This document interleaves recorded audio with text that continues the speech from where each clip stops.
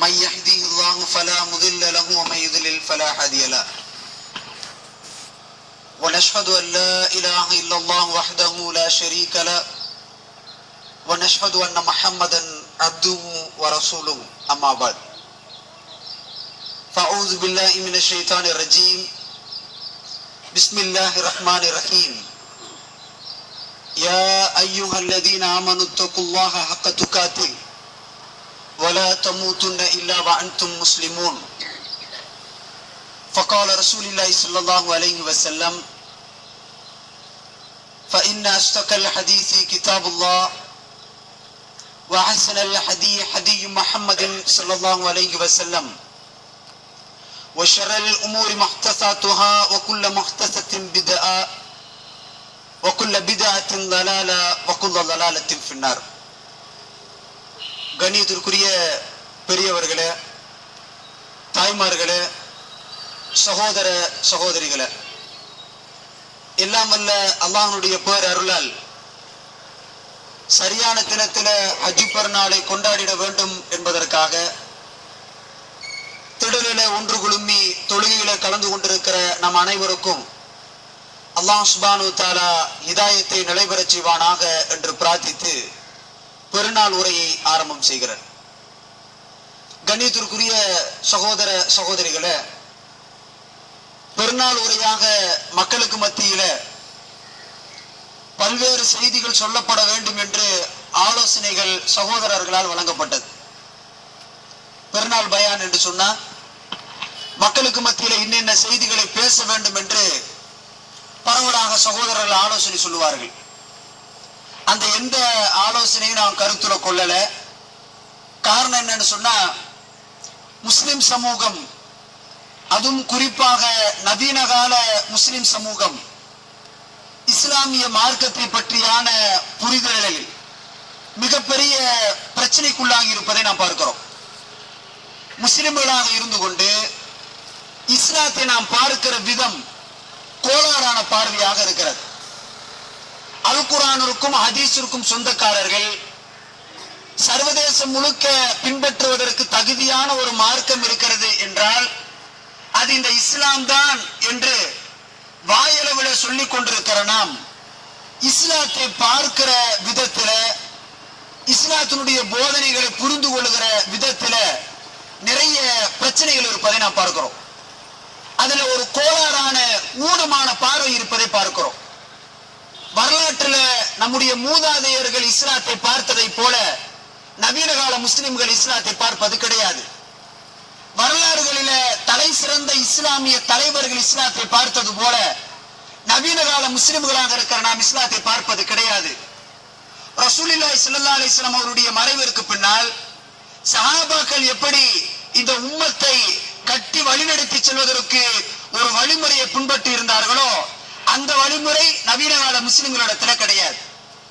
12வது நூற்றாண்டுல பாக்தாத்தில் இருந்த இஸ்லாமிய சர்வதேச தலைமை தாக்கப்பட்ட போது இமாம் இப்னு தைமியா எப்படி செயல்பட்டிருந்தாரோ அந்த பார்வை இன்றைய கால முஸ்லிம்களிடத்துல கிடையாது. சவுதியில தாக்குத்திய அரசாங்கங்களுடைய மேலாதிக்கம் இருந்த போது தௌஹீதை நிலைநாட்டுவதற்காக இமாம் முஹம்மது பின் அப்துல் வஹாப் எப்படி பாடுபட்டிருந்தாரோ அப்படியான பார்வை இன்றைய நவீன கால முஸ்லிம்களிடத்துல கிடையாது. முன்பிருந்த இஸ்லாமிய தலைமுறை, முன்பிருந்த இஸ்லாமிய தலைவர்கள், முன்பிருந்த இஸ்லாமிய அறிஞர்கள் இஸ்லாத்தை பார்த்ததனுடைய விதம் வேறு விதமானது. இஸ்லாத்தை அவர்கள் சர்வதேச மார்க்கமாக பார்த்திருந்தார்கள். இஸ்லாத்தை பின்பற்றுகிற முஸ்லிம்கள் அறிவுள்ளவர்களாக இருந்திருந்தார்கள். அவர்களோடு நவீன கால முஸ்லிம்களை நாம் ஒப்பிட்டு பார்க்கிறோம். முஸ்லிம்கள் முட்டாள்களாக இருக்கிறார்கள், முஸ்லிம்கள் அறிவுளிகளாக இருக்கிறார்கள், முஸ்லிம்கள் ஆய்வுகளுக்கு அப்பால் இருக்கிறார்கள், முஸ்லிம்கள் ரோஷத்திற்கு மாத்திரமே சொந்தக்காரர்களாக இருக்கிறார்கள். சமூகத்தில் நாம் பார்க்கிறோம், எதுவெல்லாம் இஸ்லாத்தினுடைய அடிப்படை என்று பேசப்படுகிறதோ அந்த அடிப்படையிலிருந்து விலகி இருப்பார்கள் நவீன கால நம்முடைய சமுதாயத்தவர்கள். எதெல்லாம் சின்ன சின்ன உதிரி பிரச்சனைகளோ அந்த உதிரி பிரச்சனையை குடிச்சிட்டு இருப்பான் நம்மால். எதுவெல்லாம் இஸ்லாத்தினுடைய அடிப்படை தூண் என்று கற்றுத்தரப்பட்டிருக்கிறதோ, எதுவெல்லாம் இஸ்லாத்தினுடைய முதுகெலும்பாக கற்றுத்தரப்பட்டிருக்கிறதோ அதெல்லாம் நாம் என்ன செஞ்சிருப்போம், கொஞ்சம் கூட சட்டையே பண்ணி இருக்க மாட்டோம்.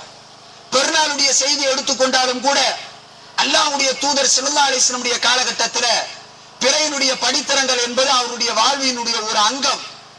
பிறைகளை பார்ப்பது என்பது அவருடைய இயல்பு. நீங்க சொன்னாலும் சொல்லலைனாலும் ரசூலுல்லாஹி ஸல்லல்லாஹு அலைஹி வஸல்லம் உம்மத் பிறைகளோடு புண்ணி பிணைந்த ஒரு சமூகமாக இருந்தது. இந்த சமூகம் கிட்டத்தட்ட 14 நூற்றாண்டுகளுடைய இறுதியை எங்க வந்து நின்று தெரியுமா? உலகத்திற்கு சந்திர நாட்காட்டி அமல்படுத்தி வழிகாட்டி இருக்கிற உம்மத் ரசூலுல்லாஹி ஸல்லல்லாஹு அலைஹி வஸல்லம் உம்மத். அல்லாஹ்வுடைய தூதர் ஸல்லல்லாஹு அலைஹி வஸல்லம் அவர்கள் அரஃபா பேருரை தினத்தில் சொன்னார்கள், இன்றைய தினத்திலே அல்லாஹ் படைத்த நாளிலே இருந்தது போல இந்த நாள் சரியாகி விட்டது, ஒன்று போய் விட்டது என்று ரசூலுல்லாஹி ஸல்லல்லாஹு அலைஹி வஸல்லம் அவர்கள் உம்மத்திற்கு கட்டளையிட்டு இருந்தார்கள். என்ன சொல்ல வர்றாங்க? இன்றைய தினத்திலிருந்து இந்த சமூகத்துல நாட்காட்டி அமல்படுத்த வேண்டியது இந்த உம்மத்துடைய கடமை என்று சொல்லி இருந்தார்கள். இன்றைக்கு உம்மத்துடைய பரிதாபமான நிலை என்ன தெரியுமா? சந்திர நாட்காட்டி கடமை என்று உணராவிட்டாலும் பரவாயில்ல, பெருநாட்களை மாறி மாறி தினங்களில் கொண்டாடினாலும் பரவாயில்ல, சமூகத்தினுடைய அகல பாதாளம் எது தெரியுமா? சமூகத்தில் இருக்கிற பெரும்பான்மை முஸ்லிம்களுக்கு இஸ்லாம் போதிக்கிற சந்திர கணக்கீட்டினுடைய மாதங்களுடைய பெயர் கூட தெரியாது. இப்படி ஒரு நிலைமையில இருந்து கொண்டு இப்னு தைமியாவோடு இந்த சமூகத்தை ஒப்பிட முடியுமா? முஹம்மது பின் அப்துல் வஹாபோடு இந்த சமூகத்தை ஒப்பிட முடியுமா? கலீஃபா அபூபக்கரோடு ஒப்பிட முடியுமா? கலீஃபா உமரோடு ஒப்பிட முடியுமா? ஒப்பிட முடியாது. ஆனா நமக்கு என்ன நினைப்பு? கோட்டை மாடுலையும் கரும்பு கடையிலையும் கணிசமான முஸ்லிம்கள் வாழுகிற பகுதியில வாழ்வதனால் இஸ்லாத்திற்கு அக்மார் சொந்தக்காரர்கள் என்று நாம் நினைத்துக் கொண்டிருக்கிறோம். இஜ்ரி கமிட்டியினுடைய பெருநாள் நிலைப்பாட்டை சமூகத்துல பிரச்சாரமாக எடுத்து வைக்கிற போது நிறைய பிரச்சனைகள், குழப்பங்கள். மக்களும் நம்மளை பார்த்து கேட்கிறாங்க, இந்த குழப்பங்களுக்கெல்லாம் நீங்களும் ஒரு காரணம் என்று. இஜ்ரி கமிட்டி சகோதரர்களுக்கும் சொல்லுகிறோம், இஜ்ரி கமிட்டியினுடைய பெருநாள் தினத்துல கலந்து கொண்டிருக்கிற சகோதரர்களுக்கும் சொல்லுகிறோம், பெருநாளை சரியான தினத்துல அனுஷ்டிப்பதன் வாயிலாக சமூகத்துல ஒற்றுமையை சீர்குலைக்க நாம் விரும்பவில்லை, சமூகத்துல குழப்பத்தை ஏற்படுத்த நாம் விரும்பவில்லை. சுன்னத்து ஜமாத்துக்காரர்களோட ஜாக்கு, டிஎன்டிஜே, டிஎம்எம்கே என்று எத்துணை அமைப்புகள் இருக்கிறதோ எல்லா அமைப்புகளோடும் சகோதரத்துவனோடு தான் நாம் பழகி கொண்டிருக்கிறோம். நம்முடைய நிலைப்பாட்டை சொல்கிறோம். நீங்களும் ஒரு காலத்தில் இந்த நிலைப்பாட்டுக்கு தான் வந்தாகணும். இன்றைக்கு தொடங்கி இருக்கிற இந்த ஆய்வு சில நூற்றாண்டுகளுக்கு பின்னால் இந்த சர்வதேசம் முழுக்க முஸ்லிம்களால் பின்பற்றப்படும். ஒரு காலத்தில் அல்லாஹ்வுடைய நாட்டத்தின்படி சர்வதேச இஸ்லாமிய நாள்காட்டியை சர்வதேச முஸ்லிம் உலகம் தவிர்க்க முடியாத ஒரு சூழ்நிலை ஏற்படும். அதனுடைய தொடக்க காலகட்டம் தான். இதற்காக சமூகத்துல ஆய்வு செய்யணும், படிக்கணும், விவாதிக்கணும், தெரிந்து கொள்ளணும். அதற்கு பதிலாக சமூகம் என்ன செஞ்சு கொண்டிருக்கு? நாம துண்டு பிரசுரம் கொடுத்தா ஒருத்தர் துண்டு பிரசுரம் கொடுக்க வேண்டாம்னு சொல்றான். அவன் துண்டு பிரசுரம் கொடுக்க வேண்டாம்னு சொன்னதுக்காகவே நம்மால போய் துண்டு பிரசுரம் கொடுக்கிறான். சமூகத்துல சலசலப்பு நாம் எப்படி ஏற்படுத்திக் கொண்டிருக்கிறோம்? பிரச்சாரத்தை எப்படி ஏற்படுத்திக் கொண்டிருக்கிறோம்? அவர்களானாலும் நம்மளானாலும் வளர்க்கப்பட்ட விதம் எப்படி? கடந்த 25 ஆண்டு காலகட்டத்துல சமூகத்துல ஒரு கருத்தை நிலைநிறுத்துவதுன்னா நமக்கு தெரிஞ்சதெல்லாம் என்ன? வீதி போட்டு மேடை போட்டு பயான் பண்ணுவோம். பயான்ல 100 பேர் வர்றான், 200 பேர் வர்றான், நமக்கு ஆடியன்ஸ் இருக்குன்னு தெரிஞ்சதுன்னா ஒரு மாநாடு நடத்துவோம். அந்த மாநாடுகளும் பொதுக்கூட்டங்கள் மாத்திரமே இஸ்லாமிய பிரச்சாரத்திற்கு உகந்ததல்ல. அந்த இஸ்லாமிய பிரச்சார வழிமுறைகள் தோற்று போனது. 1990களில தமிழக முஸ்லிம்களுக்கு மத்தியில வட்டியை பற்றி, வரதட்சணை பற்றி, தர்கா வழிபாடு பற்றி பேசுவதற்கு இந்த மைக்கும் வீதிகளும் தெருமுனை பிரச்சாரமும் பொதுக்கூட்டங்களும் களங்களாக அமைந்தது. அந்த கால சூழல வேற. மக்களுக்கு இஸ்லாம்னால என்னன்னு தெரியாத சூழல். அல்லாஹ்வைத்தான் பரிபூர்ணமாக வணங்க வேண்டும் என்று புரியாத மக்களாக இருந்தாங்க. அன்றைக்கு வீதியில போய் நின்று பிரச்சாரம் பண்ணோம். சில எதிர்ப்புகள் வந்தது. எதிர்ப்புகளே வளர்ச்சியாக மாறியது. இன்றைக்கு இருக்கிற காலகட்டம் அப்படியா? முஸ்லிம்கள் தங்களுக்கு மத்தியில கருத்து வேறுபாடுகளை பரிமாறிக்கொள்கிற போது ஆக்கப்பூர்வமாக பரிமாறிக்கொள்கிற நிலைமை நம்மிடத்திலேயும் மாற்று கருத்துடத்திலேயும் வர வேண்டும். மாற்று கருத்துல இருக்கிற யாரு? என் அண்ணனா இருப்பான், தம்பியா இருப்பான், என்னோட அமைப்புல பணியாற்றவனா இருப்பான், பள்ளிக்கூடத்துல படிச்சவனா இருப்பான், சொந்தக்காரனா இருப்பான், உறவினரா இருப்பான். மாற்று கருத்துடையவர்களை எதிரியாக பார்க்க வேண்டிய அவசியம் இஜ்ரி கமிட்டியை பின்பற்றுகிற சகோதரர்களுக்கு தேவையில்லை. 2வது பிரச்சாரத்தை முன்னெடுக்கிறோம். எப்படி முன்னெடுக்கிறோம்? பெருநாள் தினத்துல பிரச்சாரம் பண்ணோம். அதை விட்டா நமக்கு தெரிஞ்ச ஒரே வழிமுறை துண்டு பிரசுரம், பிளக்ஸ், பேனரு, பயானு, கூட்டம், பேசணும் பேசணும் பேசணும். இஜ்ரி கமிட்டியுடைய நிலைப்பாட்டை பற்றி கடந்த பெருநாள்ல சொல்லியிருந்தோம். ஒரு நாள் 2 நாள்ல பேசி தீர்க்க முடிகிற பிரச்சனை கிடையாது. இது ஒரு நாள் 2 நாள் பிரச்சனைகள்ல பேசி முடிக்கிற பிரச்சனை கிடையாது. ஒரு பயான்ல இங்க இருக்கிற மக்களுக்கு இஜ்ரி கமிட்டியுடைய நிலைப்பாட்டை விளக்கவே முடியாது. ஆண்டாண்டு காலம் ஆய்வு செய்யாம, அந்த கருத்தை பற்றி படிக்காம, சர்வதேச சூழல்களை பற்றி உணர்ந்து கொள்ளாம, யூத சதிகளை உணர்ந்து கொள்ளாம, ஹதீஸ்கள்ல இருக்கிற ஏற்படுத்தப்பட்ட திருத்தங்களை உணர்ந்து கொள்ளாம இஜ்ரி கமிட்டியுடைய நிலப்பாட்டை பின்பற்ற முடியாது. நாம் எப்படி இஜ்ரி கமிட்டியுடைய நிலப்பாட்டை பின்பற்றுகிறோம்? ஒரு அமைப்புல இருந்து விலகி வந்தனால பின்பற்றோமா? இல்ல ஊர்ல எல்லாரும் தொழுது கொண்டு இருக்கிறாங்க ஒரு ஃபேஷனுக்காக பின்பற்றி கொண்டிருக்கிறோமா? இல்ல ஆடியன்ஸ் நம்முடைய நிலைப்பாட்டை ஸ்ட்ரென்த் காட்டுறதுக்காக பின்பற்றி கொண்டிருக்கிறோமா? அப்படி ஒரு ஸ்ட்ரென்த்தும் தேவையில்லை, எந்த அமைப்பை எதிர்க்க வேண்டிய அவசியம் இல்லை. அப்படி ஒரு சூழல் முஸ்லிம்களுக்கு ஏற்படக்கூடாது. உதாரணத்துக்கு சொல்வதாக இருந்தால் லட்சோப லட்சம் முஸ்லிம்கள் இந்த கோவையில் இருக்கிறார்கள். ஹிஜ்ரி நாட்காட்டிய பிரிண்ட் பண்ணி சொந்த காசுல போட்டு ஏர்வாடியில இருந்து சகோதரர் அனுப்பி கொடுத்தாங்க. 2000 கேலண்டர் கோயம்புத்தூருக்கு வந்தது. 2000 இன்னும் 400-500 கேலண்டர் மிச்சமா இருக்கு. அப்ப முஸ்லிம்களுடைய பார்வை என்ன? அது இஸ்லாமிய பிரச்சாரமாக இருந்தாலும், தௌஹீதாக இருந்தாலும், பிறை நிலைப்பாடாக இருந்தாலும், எந்த பிரச்சார வழிமுறைகளாக இருந்தாலும் நாம செய்ய வேண்டியது என்ன? எல்லாம் ஒரு குருட்டு பார்வை. இன்னைக்கு சொல்லணும், நாளைக்கு நடக்கணும், எந்த பிரச்சனையும் வரக்கூடாது. இஸ்லாமிய பிரச்சாரத்தை நாம் பார்க்கிற விதம் அப்படி. ஆனா ரசூலுல்லாஹி ஸல்லல்லாஹு அலைஹி வஸல்லம் அவர்களுக்கு வித்தியாசமானவர்கள். இஸ்லாமிய உம்மத்து வித்தியாசமானது. 100 ஆண்டு காலம் கஷ்டப்பட்டு தான் சமூகத்துல பெரிய மாற்றங்களை இந்த சமூகத்தினுடைய தலைவர்கள் மேற்கொண்டிருக்கிறார்கள். தௌஹீதை சொல்லுகிற போது, வட்டியை பற்றி பேசுகிற போது, வரதட்சணை பற்றி பேசுகிற போது ஓரிரு நாள்ல மாற்றம் ஏற்பட்டதா?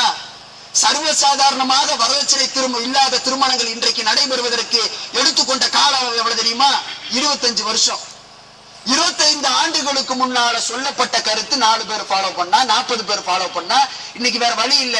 வரதட்சணை வாங்கி கல்யாணம் பண்ணா சமூகத்துல தலை நிமிர்ந்து நடக்க முடியாது. வேற வழியே இல்லாம இன்றைக்கு சமூகம் தௌஹீத் அடிப்படையிலான மகர் கொடுத்து நடத்துற திருமணத்துக்கு நடந்து வந்திருக்கு. எல்லாவற்றுக்கும் காலம் இருக்கு. முஸ்லிம்கள் அந்த பிரச்சார காலத்தை ஆக்கப்பூர்வமாக பயன்படுத்த கடமைப்பட்டிருக்கிறோம். குரோதமோ ஈகோவோ இந்த கருத்து வேறுபாடுல எந்த விதமான வெற்றி ஏற்படுத்தி தராது. ஒருவேளை இன்றைக்கு நவீன காலத்துல முஸ்லிம்கள் செய்து கொண்டிருக்கிற மாதிரி பிரச்சார வழிமுறைகளை நாமும் மேற்கொண்டால், அதையே இந்த சமூகத்திற்கு சொன்னா எழுதி வச்சுக்கணும். 25 வருஷங்களுக்கு பிற்பாடு, 1/4 நூற்றாண்டோ அரை நூற்றாண்டுக்கோ பிற்பாடு இந்த சமூகத்திற்கு என்று ஒரு உருவமே இருக்காது. ஊர்ல 40 அமைப்பு இருக்கு. 40 அமைப்புக்காரன் நிகழ்ச்சி நடத்துறான். 40 அமைப்பு மாநாடு நடத்துது. 40 அமைப்பு பெருநாள் தொழுகை நடத்துது. பெருநாள் தொழுகையும் சேர்த்த மாட்டோம், மாநாடுகளையும் ஒன்றிணைக்க மாட்டோம், நிகழ்ச்சிகளையும் ஒன்றிணைக்க மாட்டோம். கூறு போட்டு என்ன நிலைமைக்கு வந்துட்டோம்? ஆளாளுக்கு ஒரு ஆடியன்ஸ். ஒருவேளை இஜ்ரி கமிட்டியை பற்றி இங்கிருப்பவர்களும் பொதுமக்கள் நினைக்கலாம் இதுவும் அது மாதிரியான ஒரு ஆடியன்ஸ். அதை திட்டவட்டமாக நாம் கண்டிக்கிறோம், மறுக்கிறோம். அதுக்கு இஜ்ரி கமிட்டி அவசியம் கிடையாது. நாமும் ஆடியன்ஸ் சேர்த்து, கிரௌடு சேர்த்து, மக்கள் செல்வாக்கிய சமூகத்துல நிர்வகிக்க வேண்டிய அவசியம் நமக்கு கிடையாது. அது இஸ்லாமிய உம்மத்தினுடைய நினைப்பாக செயல்பாடா இருக்க முடியாது. ஒருவேளை அதுதான் நம்முடைய நியத்தாக இருந்தா எவ்வளவு நாளைக்கு? 1/4 நூற்றாண்டு காலமாக நாம செஞ்ச எல்லா பிரச்சாரமும் தோத்து போச்சு. குர்ஆன் சுன்னாவை வலியுறுத்தி பேசி இருக்கிறோம், தௌஹீதை நிலைநாட்டி இருக்கிறோம். எந்த அளவிற்கு தௌஹீதுக்கான வளர்ச்சி வந்ததோ அதற்கு 1 மடங்கு கூடுதலாக தௌஹீது அமைப்புகள் மீது, பிரச்சாரங்கள் மீது மக்களுக்கு காழ்ப்புணர்வு ஏற்பட்டிருக்கிறது, அதிருப்தி ஏற்பட்டிருக்கிறது. யார் காரணம்? நீங்களும் நானும் தான் காரணம். அமைப்பு நடத்துற நீங்களும் நானும் தான் காரணம். நம்முடைய வழிமுறையில அவ்வளவு கோளாறு, அவ்வளவு பிரச்சனை. நாம் ஒரு இடத்துல நின்று நம்முடைய பிரச்சனைகளை, நம்முடைய பிரச்சார வழிமுறைகளை சுய பரிசோதனை செய்து மாற்றிக்கொள்ள வேண்டிய தருணம் இது. இல்லைன்னா முஸ்லிம் சமூகம் இன்னும் மேலும் முட்டாள் சமூகமாக மாறி போகும். எந்த அளவுக்கு நாம் திசை திருப்பப்பட்டிருக்கிறோம் சொன்னா, இஸ்லாத்தினுடைய தூண் என்று கருதப்படுகிற 5 நடைமுறைகள் இருக்கிற ஒரு நடைமுறை ஜக்காத் என்கிற ஒரு சிஸ்டம். ஜக்காத் என்கிற சிஸ்டத்தை பத்தி பலவாறாக மேடைகள்ல பேசிக்கொண்டே இருக்கிறோம். ஜக்காத்து கொடுத்தா ஏழை போயிடுவான், வறுமை நீங்கி விடும், ரசூலுடைய காலத்துல உம்மத்துக்கள் அதான் செஞ்சாங்க. ஜக்காத் நம்முடைய ஊர்ல அமல்படுத்த முடிஞ்சுதா? அமல்படுத்த வேண்டாம். ஜக்காத் குறித்து அமல்படுத்த வேண்டும் என்கிற எண்ணம் பல்வேறு அமைப்புகளுக்கோ சமுதாய தலைமைகளுக்கோ ஏற்பட்டிருக்கிறதா? ஏற்படாது. ஏன்? நாம தான் இங்க ஒரு நோட்டீஸ் கொடுத்து வீதியில பிரச்சனை ஆயிடும். அந்த பிரச்சனைக்கு முன்னால ஒரு 2 மாசம் நடப்போம். அடுத்து ஒரு பெருநாள் வரும், அல்ல அடுத்து வேற ஏதாவது ஒரு கருத்து வேறுபாடு வரும். அந்த 2 நாள் உட்கார்ந்து பிரச்சனை பண்ணிட்டு இருப்போம். அந்த பிரச்சனையில ஒரு 6 மாசம் ஓடும். இப்படித்தான் 25 ஆண்டு காலம் ஓடி இருக்கு. நிலையாக சமூகத்துல மாற்று சொல்யூஷன் இருக்கா? ஜக்காத்துங்கிறது எவ்வளவு முக்கியமான செய்தி தெரியுமா? முஸ்லிம் சில விஷயங்கள்ல வேறுபடலாம், நிறைய கருத்து வேறுபாடுடைய விஷயங்கள்ல வேறுபடலாம். எல்லா சர்வதேச முஸ்லிம்களும் மசாலி விஷயங்கள்ல ஒரே நிலைப்பாட்டை எடுப்பார் என்று சொல்ல முடியாது. அது ரசூலுல்லாஹ்வுடைய வாக்கு. ஒரு கருத்துக்கு எல்லா முஸ்லிம்களும் வரமாட்டாங்க. நிறைய தொழுகையில இருந்து, நோன்புல இருந்து, நிறைய வழிமுறைகள்ல முஸ்லிம்களுக்கு மத்தியில வேறுபாடு இருக்கு. சர்வதேசம் முழுக்க என்ன நிலப்பாடு பின்பற்றப்படுது ஒரு ஆய்வு செஞ்சு பாருங்களேன், நிறைய வித்தியாசம் இருக்கு. ஆனா ஜக்காத் எப்படி தெரியுமா? எல்லா முஸ்லிம்களுக்கும் ஒண்ணுதான். எல்லா முஸ்லிம் அரசாங்கங்களும் அமைப்புகளும் பேண வேண்டிய ஒண்ணு. என்ன நிலைமைக்கு ஆயிட்டம் தெரியுமா? ஜக்காத்தை பத்தி பேசுறதே இல்லை. நாம சதக்கா தான தர்மத்தோட நிப்பாட்டிக்குவோம். லட்சோப லட்சங்களோ கோடிகளோ சம்பாதிக்கிற ஜக்காத்து கொடுப்பதற்கு தகுதியானவன் என்ன செய்யறான்? ஒரு 10 அமைப்புக்காரங்க வந்து ரெசிப்ட் நீட்டுறான். எல்லா அமைப்புக்காரருக்கு 2000 ரூபாய் மேல ரெசிப்ட் போட்டு கொடுத்தா நம்ம ஜக்காத்து என்னாச்சு? ஓவர் ஆயிடுச்சு. லட்சக்கணக்கிலையும் கோடிக்கணக்கிலையும் சம்பாதித்து கொண்டிருக்கிறனா நம்முடைய வருமானங்களுக்கு எப்படி ஜக்காத்து கொடுத்துட்டு இருக்கிறோம்? நோம்பானாதான் ஜக்காத்து கொடுப்போம். நோம்புல ஜக்காத்து கொடுக்கும்போது எப்படி கொடுப்போம்? ஊர்ல எல்லா பள்ளிவாசல்ல இருக்கிற நிர்வாகிகளும் எல்லா வியாபாரிகளிடத்திலும் தொழிலதிபர்களிடத்திலும் ரெசிப்ட் கொண்டு போய் நீட்டுவான். ஒரு 50 பள்ளிவாசல் அமைப்புக்கு மேல எல்லாருக்கும் 2000 ரூபாய் மேல ரெசிப்ட் போட்டு கொடுத்தா ஜக்காத்து முடிச்சா? ஏன் இந்த சமூகம் விளங்கல? ஏன் இந்த சமூகம் பொருளாதாரத்தால மேம்படல? ஒரு முஸ்லிம் இன்னொரு முஸ்லிமுக்கு ஒத்துழைக்க முடியலன்னு தெரியுதா? ஒரு மார்வாடி வட்டி இல்லாம தன்னுடைய சமூகத்துக்கு மத்தியில கடன் கொடுக்கறான். அந்த லாஜிக்க கூட புரிஞ்சு கொள்ள தெரியாத சமூகம் இங்க அடிச்சுக்கிட்டு சாவுதுன்னா ஜக்காத்தை குறிச்சு நம்ம பேசுனதே இல்லைங்கிற, உட்கார்ந்து ஆய்வு செஞ்சதே இல்லைங்கிற. நாம போடுறதெல்லாம் நமக்கு மத்தியில ஒன்னா ஊருக்குள்ள சண்டை போடுவோம். இல்ல அமைப்பு நடத்திட்டு இருந்தா அமைப்பு நடத்துற 10 பேர் அவங்களுக்குள்ள சண்டை போட்டுட்டு இருப்பான். அப்ப அமைப்பு நடத்துபவர்களும் சமுதாயமும் எப்படிப்பட்ட மனநிலையில் இருக்கு? சமூகத்தை தூக்கி எழுப்பி நிப்பாட்டுகிற விஷயங்கள்ல முஸ்லிம்கள் பின்தங்கி இருக்கிறார்கள். குடும்ப வாழ்க்கையை பற்றி எடுத்து பாருங்க. நவீன காலத்துல சமீபத்தில் இருக்கிற கோவையை சார்ந்த முஸ்லிம்கள் சந்திக்கிற பிரதானமான பிரச்சனைகளை நாம் ஆய்வு செய்கிற போது குடும்ப வாழ்க்கையில இருக்கிற பிரச்சனை. வீதியில இஸ்லாத்தை ஃபாலோ பண்றோம். குர்ஆன் சுன்னா எங்கதான்? வீதிக்கு தான் கரெக்ட். பிரச்சார அமைப்புக்கு வந்துட்டு என்ன செய்வோம்? இஸ்லாத்துக்கு விரோதமா செய்வோமா? ஒரு அமைப்புல மெம்பரா இருந்து பொது இடத்துல இருந்து ஸ்மோக் பண்ணுவானா? இஸ்லாத்துக்கு விரோதமா செய்வானா? செய்ய மாட்டான். வீதியில எல்லாரும் யாருதான்? பக்கா ஜென்டில்மேன் தான். வீதியில வருகிற போது அமைப்புகள்ல பணியாற்றுகிற போது எல்லாரும் யாருதான்? பக்கா ஜென்டில்மேன் தான். குடும்ப வாழ்க்கை எப்படி இருக்கு? குர்ஆன் சுன்னா என்ன குடும்ப வாழ்க்கையை போதிச்சிருக்குனாவது தெரியுமா? பிள்ளைகளுக்கு எப்படி கற்றுக் கொடுக்கணும்னாவது தெரியுமா? வீட்டுல எப்படி பேசணும்னாவது தெரியுமா? வீடுகள்ல எப்படி நடந்து கொள்ளணும்னாவது தெரியுமா? தெரியாது. அந்த பிலாசபி, அந்த தத்துவமே இந்த சமூகத்துக்கு தெரியாது. அதனாலதான் ஏராளமான பிரச்சனை. மகர் கொடுத்து குர்ஆன் சுன்னா அடிப்படையில திருமணம் நடத்தி வைக்கிற திருமணங்கள் கூட தலாக்குல வந்து முடியுது. திருமணமாகி 1 மாசம் 2 மாசம் தலாக்கு வேணும்னு கேட்கிறா. இல்லப்பா காம்ப்ரமைஸ் பண்ணுவோம், உட்கார்ந்து பேசுவோம்னா தலாக்கு தான். கல்யாணமா எவ்வளவு நாள் ஆச்சு? 1 மாசம் ஆச்சு. எப்படி கல்யாணம் பண்ண? மகர் கொடுத்து கல்யாணம் பண்ண, பயான் வச்சு கல்யாணம் பண்ண, நபி வழி திருமணம், ஆடம்பரம் கிடையாது, ஒண்ணும் கிடையாது. அப்ப கல்யாணம் எப்படி பண்ணணும்னு தெரிஞ்சது? நபி வழி அடிப்படையில தான் பண்ணணும்னு தெரிஞ்சது. கல்யாணங்கிற கூத்து 1 நாள் கூத்து. அதுக்கப்புறம் வாழப்போகிற ஆண்டாண்டு காலத்துக்கு இஸ்லாம் என்ன சொல்லுச்சுன்னு தெரியல. வீடுகள்ல பிரச்சனை. ஒரு மாற்று மதத்தவர்களிடத்துல இருக்கிற புரிந்துணர்வும் அண்டர்ஸ்டாண்டிங்கோ அந்த வீட்டினுடைய அழகான சூழலும் முஸ்லிம்கள் இடத்துல கிடையாது. பிள்ளைகள் வளர்ப்புல முஸ்லிம்கள் இடத்துல ஒழுக்கம் கிடையாது.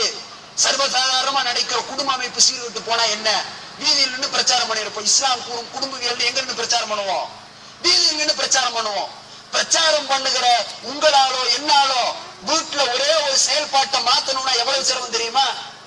எங்கிட்ட இருக்கிற உங்கள்கிட்ட இருக்கிற ஒரு தவிர என்னுடைய நப்சியோ உங்களுடைய நப்சியோ கட்டுப்படுத்தி மாற்றுவதுண்டா எவ்வளவு பெரிய விஷயம். சுலபமா மைக் எடுத்து பேசுற மாதிரி பேசிட முடியுமா? பேசிட முடியாது. சமூகத்துல பிரச்சாரமும் இஸ்லாமும் நிலகொள்ளாததுக்கான காரணம் என்னன்னா போலி முஸ்லிம்களாக வெளிக்காட்டுதல்ல அடையாளப்படுத்துகிற முஸ்லிம்களாகத்தான் நவீன கால முஸ்லிம்கள் இருக்கிறாங்க. படிக்கிறது இல்ல நம்ம ஆளு, ஆய்வு செய்யறது இல்ல, சகிப்புத்தன்மை கிடையாது, சகோதரத்துவம் கிடையாது, நெடுங்கால திட்டம் கிடையாது, சமூகத்துல நாம என்ன செய்ய போறோம் கிடையாது. சொல்ல போனா இந்த அறவோட அறிவோட இஸ்லாமிய சமூகத்துல பிரச்சாரம் செய்ய வந்து நம்மனாலதான் ஊருக்கு பிரச்சனை. அறவோட அறிவோட இஸ்லாமிய சமூகத்துல பிரச்சாரம் செய்வதற்காக வந்து ஆளாளுக்கு ஒரு அமைப்பு ஆரம்பிச்சு என்ன செஞ்சு கொண்டிருக்கிறோம்? அப்பாவி பொதுமக்களை கடுமையாக பாதித்துக் கொண்டிருக்கிறோம், குழப்பத்தை ஏற்படுத்திக் கொண்டிருக்கிறோம். அப்ப முஸ்லிம் சமூகம் துவக்கத்திலேயே கவனத்துல கொள்ள வேண்டியது, நாம் நடைமுறையில பார்த்து கொண்டிருக்கிற இந்த வாழ்க்கை தான் அக்மார்க் 100% இஸ்லாமிய வாழ்வு என்று நாம் நினைத்துக் கொண்டிருப்போமே. ஆனால் அது தப்பு. கோட்டமேடு கரும்புக்கடல் இருக்கிறோம், அவ்வளவுதான். டென்ஸ் முஸ்லிம் பாப்புலேஷன்ல இருக்கிறோம், அவ்வளவுதான். இதை தவிர நாம் ஏதோ ரசூலுல்லாஹி ஸல்லல்லாஹு அலைஹி வஸல்லம் சமூகம் வாழ்ந்தது போல வாழ்ந்து கொண்டிருக்கிறோம் என்கிற ஒரு நினைப்பு இருக்கிற சகோதரர்களுக்கு இருந்தா அந்த நினைப்பை மாத்திக்கணும். குடும்பங்களில் இஸ்லாம் இருக்கு, கொடுக்கல் வாங்கல இஸ்லாம் இருக்கு, வியாபாரத்துல இஸ்லாம் இருக்கு, நண்பர்கள் மத்தியில இஸ்லாம் இருக்கு. இஸ்லாம் பல பரிணாமங்கள்ல பல்வேறு துறைகள்ல வியாபித்து இருக்கு. எல்லாத்தையும் மூட்டை கட்டி வச்சு ஆளாளுக்கு ஒரு அமைப்புல அங்கம் வச்சு மைக்கு பிடிச்சு பேசுறத தவிர நமக்கு சமூகத்துல ஒண்ணும் தெரியல. அதுவும் பேசுறதுக்கு வருகிற போது அதை பேசுங்க, இஸ்லாம் கூறும் அறிவியல் பேசுங்கிறா, இஸ்லாம் கூறும் வரலாறு பேசுங்கிறா. வரலாறையும் அறிவியலையும் படிச்சுட்ட சமூகம் என்ன பாடத்தை கட்டுச்சு? இஸ்லாம் கூறும் அறிவியலும் குர்ஆன் கூறும் அறிவியலும் ஆண்டாண்டு கணக்கில் பேசிட்டு தானே இருக்கிறோம். ஒரு சாதாரண லாஜிக்க நம்மளால புரிந்து கொள்ள முடியல. மகரிப் நேரத்துல காணப்படுகிற பிற மறையிற பிறங்கிற லாஜிக்க புரிந்து கொள்ளாத நாம குர்ஆன் கூறும் அறிவியலை பத்தி பேசுறதா? நாம எது சொல்றதுக்கு லாய்க்கு தெரியுமா? கிறிஸ்டியன் மேற்கத்தியவர்கள் அதை கண்டுபிடிச்சா, நாசா இதை கண்டுபிடிச்சது, யூதர்கள் இதை கண்டுபிடிச்சான்னு அவன் கண்டுபிடிச்சதுக்கு பிற்பாடு அதுக்கு ஒரு குர்ஆன் வசனத்தை மேட்ச் பண்ணி சொல்லுவோம். எங்க ஏதாவது ஒரு முஸ்லிம் ஏதாவது ஒரு அறிவியல் உண்மையை கண்டுபிடிச்சு குர்ஆனை வச்சுதான் நான் கண்டுபிடிச்சேன்னு சொன்னா உண்டா? இருந்தாங்க, ஆரம்ப காலகட்டத்தில் இருந்தாங்க. இன்னைக்கு கிடையாது. இன்னைக்கு என்ன செஞ்சு கொண்டு இருக்கிறோம்? நிலால கால் வச்சதுக்கு பிற்பாடு குர்ஆன் வசனம் இருக்கு, நிலால கால் வச்சதுக்கான குர்ஆன் வசனம் இருக்கு நம்மால சொல்லுவான். ஸ்பேஸுக்கு போனதுக்கு அப்புறம் ஸ்பேஸுக்கு போக முடியும்னு குர்ஆன் நல்லா சொல்றான், குவத் இருக்குன்னு சொல்றான்னு சொல்லுவோம். அப்ப அறிவையும் கல்வியும் கடன் வாங்கி திருடி வச்சிருக்கிறோம். மேற்கத்தியர்கள் சொல்றதா அறிவு. அப்ப குர்ஆனும் அறிவியலும் பயான் பண்ணிட்டு காரியம் இல்ல. குர்ஆன் வரலாறுன்னு பேசுறோம். சமூகத்துல முன்னால அப்படி நடந்தது இப்படி நடந்ததுன்னு எல்லா சமூகத்தில் இருந்த சமூகத்தினுடைய நிலைமைகளை பட்டியலிட்டு பாருங்க, அறிஞனுடைய நிலைமையை பட்டியலிட்டு பாருங்க. அதுல ஒரு படிப்பின வேண்டாமா? எதுக்கு வரலாறு படிக்கிறோம்? முந்தைய சமூகத்திலிருந்து படிப்புனப்பட்டு நம்முடைய செயல்பாட்டை மாத்துறதுக்கு தான் வரலாறு. வெறும் மையத்து மாதிரி நாம என்ன முன்னால செஞ்சாங்களோ அதையே செய்வோம், என்ன பண்ணாங்களோ அதையே செய்வோம். காலத்திற்கு இப்படியே நம்முடைய செயல்பாட்டை கடத்தி கொண்டு போவோமே. ஆனா 25 வருஷங்களுக்கு பிற்பாடோ 50 வருடங்களுக்கு பிற்பாடோ இப்படி ஒரு பெருநாள் தடல நாம் ஒன்று கூடி நின்னா அன்னைக்கும் திரும்பதான் பேசுவோம். இன்னும் சமூகம் முன்னேறல, சமூகம் நல்லாகல.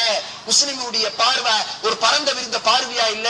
முஸ்லிம்களுடைய உள்ளம் குரோதம், சண்டை, பிரச்சனை, புலவு இதுலதான் இருக்கு. ஏன் ஒரு நாள் பெருநாள் முன்ன பின்ன துளறதுனால சமூகத்துல சண்டை என்ன சர்த்தா? கட்டாயம் சண்டை போட்டு ஆகணுமா?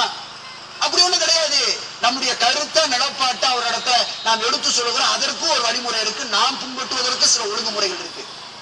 ஆக முஸ்லிம்கள் தங்களுடைய நிலைமைகளை சுய பரிசோதனை செய்ய வேண்டிய, உம்மத்தளவுல சுய பரிசோதனை செய்ய வேண்டிய ஒரு நிலைமையில இருக்கிறோம். ஊரை திருத்துறோம் சொல்லி தயாராக இருக்கிறனா நம்மையும் நம்முடைய குடும்பத்தையும் திருத்துவதற்கான முயற்சிகள்ல ஈடுபடணும். எல்லாருக்கும் என்ன சொல்றோம்? சமூகத்துல அன்ன பிரச்சனை நடக்குது, இந்த பிரச்சனை நடக்குது, பிரச்சாரம் செய்வோம், ஒழுக்கத்துக்கு மீட்டெடுப்போம்னு சொல்றோம். ஆனா நம்ம அளவுலையோ தனிப்பட்ட அளவுலையோ குடும்ப அளவுலையோ ஏதாவது ஒரு மாற்றம் இருக்கா? ஒரு மாற்றமும் கிடையாது. அப்ப சமூகத்தை திருத்துவதற்கு முன்னாக இஸ்லாம் பற்றிய புரிதல் முஸ்லிம்களிடத்துல தனிநபரிடத்துல ஆழமாக மாறணும். அது ஒரு உரையிலேயோ 2 உரையிலேயோ மாறாது. இஸ்லாம் பற்றியான அலாதிய பிரியம் முஸ்லிம்களுக்கு ஏற்படணும். இஸ்லாமிய தத்துவங்களை படித்து இந்த சமூகத்துல நிலைநிறுத்த வேண்டும் என்கிற அகன்ற ஒரு பார்வை முஸ்லிம்களிடத்துல ஏற்படணும். கல்வி, அறிவு, சிந்தனை, ஆய்வு, பரந்த மனப்பான்மை இந்த சமூகத்தை ஒரு காலத்துல வளர்ச்சியின் பாதையில கொண்டு போய் சேர்க்க வேண்டும். அல்லாஹ் சுப்ஹானஹு வ தஆலா அப்படியான ஒரு சூழ்நிலையை, மனோநிலையை முஸ்லிம்களுக்கு மத்தியில ஏற்படுத்துவானாக. சர்வதேசம் முழுக்க இருக்கிற முஸ்லிம்கள், பாதிக்கப்பட்டு கொண்டிருக்கிற முஸ்லிம்களுக்கு அல்லாஹ் நிவாரணம் அளிப்பானாக. ஊர்களில் இருக்கிற பிரச்சனைகள், பிளவுகள், சமூக பிளவுகள் இருந்து அல்லாஹ் நம்மை காப்பாற்றுவானாக. பெருநாள் பற்றியான இந்த சர்ச்சைகளை துறை கணக்கிட்டு நிலைப்பாடு சமூகத்துல நிலைபெற செய்வானாக. அல்லாஹ் சுப்ஹானஹு வ தஆலா நம் அனைவருக்கும் சாந்தியும் சமாதானத்தையும் நல்லொரு பாலிப்பானாக என்று பிரார்த்தித்து பெருநாளுடைய முறையை இத்தோடு முடித்துக் கொள்கிறேன். ரப்பனா ஆத்தினா ஃபித் துன்யா ஹஸனத்தோ ஃபில் ஆখিরাতি ஹஸனத்தோ வகினா அஸாபன்னார். ரப்பனா லா துஸிக் குலூபனா பஅத இத் ஹதைதனா வ ஹப் லனா மின் லதுன்க ரஹ்மா இன்னக அன்தல் வஹ்ஹாப். வ ஆখিরு தவானா அனில் ஹம்துலில்லாஹி ரப்பில் ஆலமீன். அஸ்ஸலாமு அலைக்கும் வ ரஹ்மத்துல்லாஹி.